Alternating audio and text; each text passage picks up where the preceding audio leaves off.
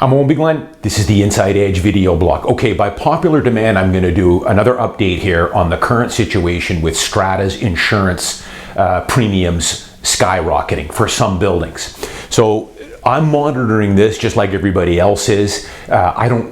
Just like what's going on with the coronavirus and the stock market, I really don't have any clue where this is all going and how this is going to end. But I will say a couple of things here before I start. Just like the coronavirus and the uncertainty in the stock market, these increased insurance premiums that are going up with Stratas as well as individual policies. Because remember, I was blogging about this over 2 years ago. I did several blogs about how my insurance premiums on my investment properties and my personal residence had been going up dramatically, 35% in the last couple of years, the premiums, and mostly due to water claims in the water portion of my policies. But like I've said many times, this will generally pass before I start here. Just like the coronavirus thing will pass and the stock market will bounce back again, and you're probably picking up stock here at very good prices if you're an investor and you're going to hold on to it for 10 years. I think as far as the insurance premiums go, I think there is a cavalry on the way here that I'm going to tell you guys about. But again, there's still a lot of uncertainty. It's too early. And many policies on the buildings I track downtown don't come up for renewal until later this summer or later this fall. But I can tell you pretty much all of them, I think, that have been renewing that I've been following the last couple months are seeing definitely increased premiums. There's those outliers that have gone up 200% and 300%. There are some of them out there. I haven't seen any of those in the buildings that I follow or I own in. It's been something a lot more manageable where it's worked out to maybe another $4 or $5 a month to your strata fee. It's taken the policies up maybe 40 or 50K a year for the entire strata, and it's shared amongst 150 or 200 owners. But I've had the last few weeks, I've consulted a number of property managers who are very experienced, that I always kind of my go-to guys to get their opinion on this and where things are going. And then I also consulted a couple of home inspectors. One guy in particular who I've known for about a decade now, really smart guy, knows everything. He's my #1 inspector whenever I can get him. And I can tell you, whenever I am able to get him to do an inspection for one of my buying clients, I always attend. I always attend, just for young realtors watching this, I attend all my home inspections when I'm working the buying side. Because you always learn things, especially with a couple of these guys that I use. They've been in the business 25 years. I always learn a few new things walking through the building, walking through the parkade, going through the units. There's always things that I pick up and learn new things and things to be aware of. So the cavalry, I think there's going to be some relief here. And here's a couple of things that I've learned recently. In talking to a couple of big property managers, both of them told me, and I knew this from experience as well, that the vast majority of claims to a strata, whether that's for water or fire, but water being the big one, the vast majority of them are preventable. They are usually just just simple negligence in a lot of cases. The majority of them are things like bathtubs overflowing, showers overflowing, the hose going on the dishwasher, the hose going on the washing machine. They run a load of wash and then go away to work for the day. The hose breaks and it floods that unit and 10 other units. Most of these things, there's a crack in the toilet tank, whatever. But the vast majority of these things could have been preventable just by keeping an eye on the hoses, inspecting them every year, after 10 years just replacing the hoses, moving from rubber hoses to braided metal hose, turning off the water, the main water supply when you go away on vacation. These things are really simple things that just could probably prevent, according to the guys I talked to, probably 75 or 80% of the claims. So where these guys, these property managers, see this going, and I think this is a step in the right direction, is we're going to see a lot more education here by the Stratas, the Strata Council at the AGMs. So AGMs are going to have to start becoming mandatory for owners, I think. And in that AGM every year, they are going to have a 15 or 20 minute presentation every single year on insurance and how to mitigate claims. And that's going to be, as I've just said, inspecting all the hoses on your toilet and your dishwasher and your washing machine, instructing your tenants on this stuff as well. So this is something that I started about 5 years ago. When I put a tenant in, I would always instruct them where the master water shutoff was in the unit, if we had one. I do own a few units where there isn't a master shutoff. It's in some older stratas, the shutoff might be out in the hallway, or in some cases it's a stack where you can only shut off the water from down in the basement and it goes to the whole stack in the building. But if they had a main water shutoff, most new construction built in the last 10 or 15 years usually has a main shutoff. First thing I do is show my tenants where that is. And if you go away on vacation or go away for anything more than 3 or 4 days, just turn the master water off. Or if they don't have a master shutoff, when you go away on vacation, turn the water off to the toilets, turn the water off to the washing machine and under the sinks. That will go a long way in preventing leaks and water damage. So I'm going one step further now. I'm now putting together a checklist now that a printed checklist that I'm gonna give all my tenants for all my units. And that's gonna have all that checklist of where the water shutoff is, turn off all the water on the toilet, on the on the sink, whatever, when you go away on vacation. This is gonna be huge going forward, and this is something I think is long overdue. The education on owners on how to prevent a lot of these preventable claims, which is the majority of the water damage claims. That's the first thing. Second thing, I think, and this is technology and what this is going to do going forward. In talking to my home inspector, my main guy who's been in this business a long time, we talked about the water for half an hour. Told me the same thing. So many of these things are preventable. Turn the water off. Turn the toilet off if you're going to be away. Don't run the dishwasher. Don't run the washing machine if you're out. Make sure you're at home when it's running. And check the hoses on a regular basis. Even if they don't look damaged after 10 years or 8 years, replace them. He told me, though, of a brand new system that he just installed in his detached home. It's by a company called Watts. And Watts, if you might recognize the name, if you own a detached house, you'll see that Watts makes a lot of those valves, zone valves, plumbing valves for heating and cooling systems. They're a big company based out of the United States. He tells me that Watts just came out with a water shutoff system working off Bluetooth.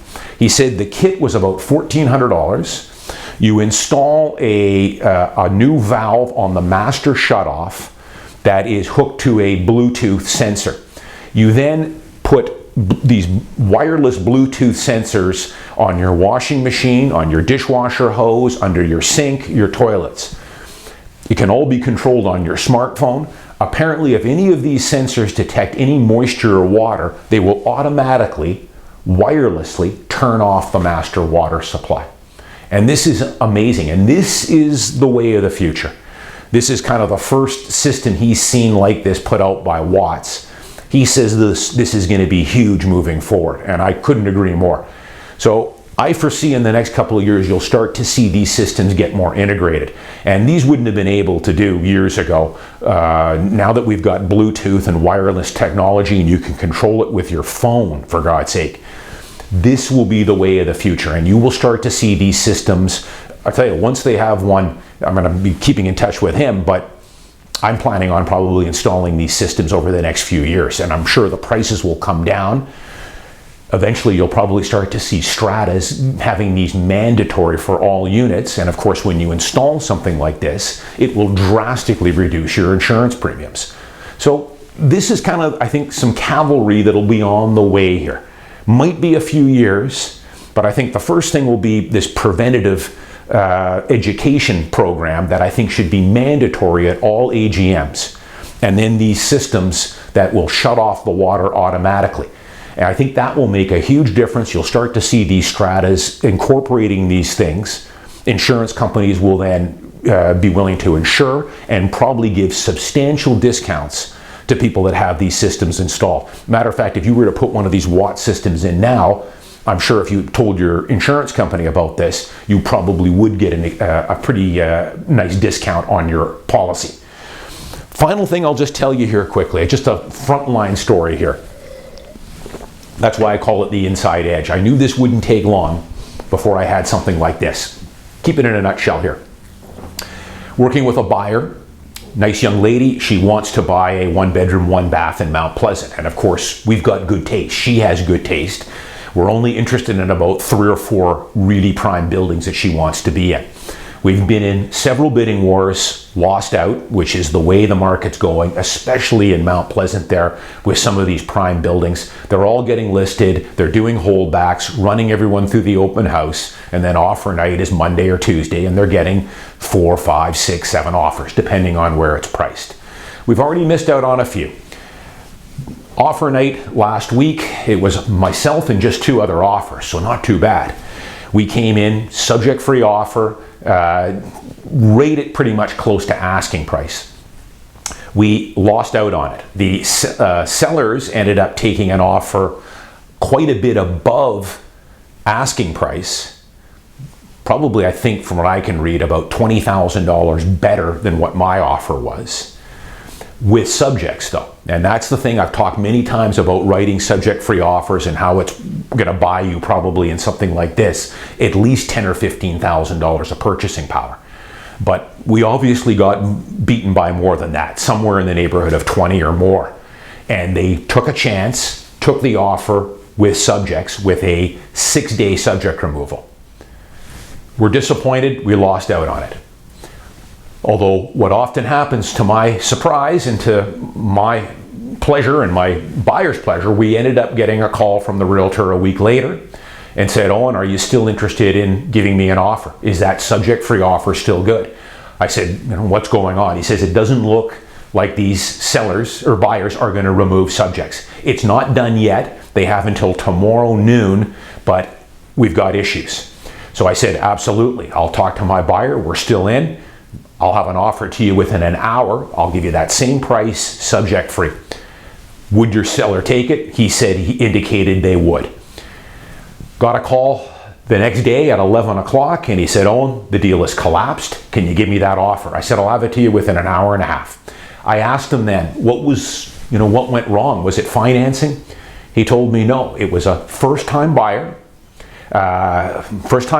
with their parents who had become skittish and frightened about these new insurance premiums going up. Now, I know this building very well. This is one of the ones I often talk about, which is one of my grade A buildings. It's only 5 years old, very good developer, good reputation, well managed. This is as good as it gets. It really is. You're not going to find anything better. There might be something equal to a building like this. There's a few others in the neighborhood that I would put on equal footing, but it doesn't get any better than this. They have a $25,000 deductible on water. Claims have been virtually next to nothing as far as I know. Now, the policy comes up for renewal in October. I would not be surprised if this deductible goes from 25 to 50. I'm seeing that early now with a lot of the stratas that are at 25 moving up to 50. I have some stratas that are at 15,000 deductible that I could see going up to 25 or 30 or 40. But even if it doubled, and with the things I've said coming down the line here with education and preventative and some of the technology, even if it doubled to 50,000, I can tell you that would equate with a strata this size. It might add another $5 or $6 a month to your strata fees. And it might add another $50 or $100 annually to your homeowner's policy. Again, if they didn't like this building, it's not going to get any better. As a matter of fact, chances are there's going to be a lot worse buildings than this one is. So I think these buyers that backed out, hey, it was to my advantage. My buyer now is over the moon. We got her an incredible unit at a fair price. And I think they made a mistake. They got spooked and they're worrying about things that they shouldn't be worried about. Yeah, you're going to probably get some premium increases going up in time, but what's the alternative? The alternative is to get into a building that's probably not going to be as good as this one. There might be a few on, as I say, that are on par with this, but they're not many. There's only 4 buildings in this area that I like out of about 80 that are what I consider to be my grade A prime buildings. They're always in bidding wars. So I was more than happy, as was my buyer, to take that unit. And I had some people on YouTube saying, the sky is falling on these insurance premiums, and I think it's going to crash the market, and you're going to see prices plummeting, and nobody's going to want to buy, and bankruptcies and all this other stuff. I would say that's an overreaction. Let's see where it goes. But I think you're overreacting. And what I tell people is, what is the alternative? I mean, is it to sell all your real estate because you're going to be paying another $100 here or $150 a year here, or maybe something more substantial? Let's say it's one of those outliers and you're paying another $400 or $500 annually to your strata fees. I mean, it sucks. It's hard to put up with, and who wants to pay that? But what is the alternative? Sell all your real estate and then become a renter? Is that a real alternative? Because keep in mind, these strata fees or increases, insurance increases on your individual policies, which you need whether you're a renter or not, or an owner, and on your strata fees, you're not going to escape them, whether you're an owner or a renter. If you're a renter, these insurance increases from your strata are going to be passed on to you as a renter. Maybe not right away, but I will be passing all these, like I always do when I have a tenancy turnover. Your strata fees are always going up. I'm passing that on in the form of increased rent. So you're not going to escape it by becoming a renter. You're still going to be sucking up those increased insurance rates. But I think some people, yes, there are some outliers out there. I've read about them, that they're up 300%.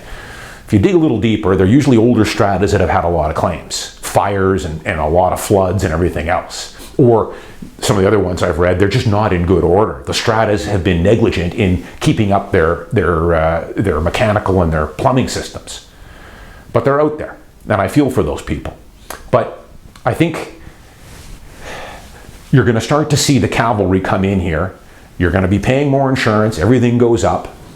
But I don't think it's going to have a major impact on the market.